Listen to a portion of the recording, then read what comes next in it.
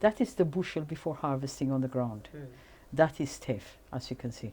It might not seem like much, but this tiny grain is becoming hugely popular in the West. Sophie Sirak-Kabedi started importing teff products 7 years ago to supply the Ethiopian community and the restaurant she ran with her husband.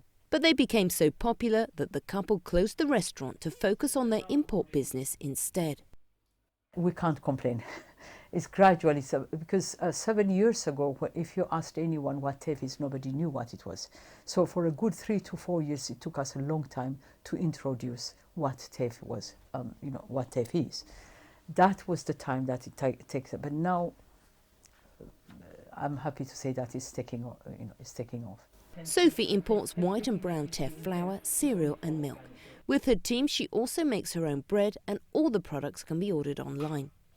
This year, some of them did well in the Free From Awards, where foods free from various ingredients are judged. It's part of a new health wave.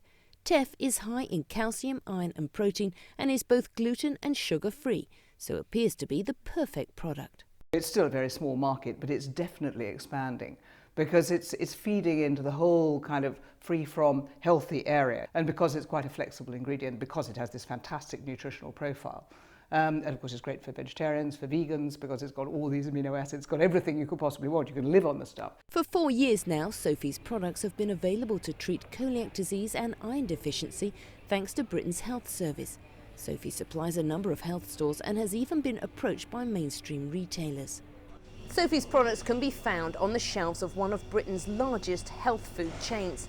However, these grains do not come from Ethiopia, meaning farmers there are not benefiting from the increasing demand for teff.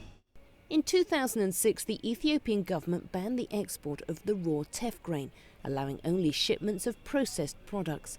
Demand for teff from Ethiopia's growing middle class has already raised the price, which means the country's poorest can no longer afford this staple.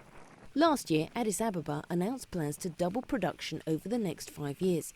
Ethiopia also says it will consider exporting the grain once production levels are up. And Sophie at least believes strongly in her home country's farmers. If a coffee farmer in Ethiopia benefits from the outside world, I can't see any reason why a teff farmer cannot benefit out of it. It's second nature to an Ethiopian farmer to farm it. He can farm it with his eyes closed. For now, farmers in Europe and Israel with similar climates to Ethiopia are addressing the growing demand for teff. Sophie, for instance, relies on a supplier in Greece. But one day she hopes she can get the grain from her home country instead. Catherine Drew, CCTV News, London.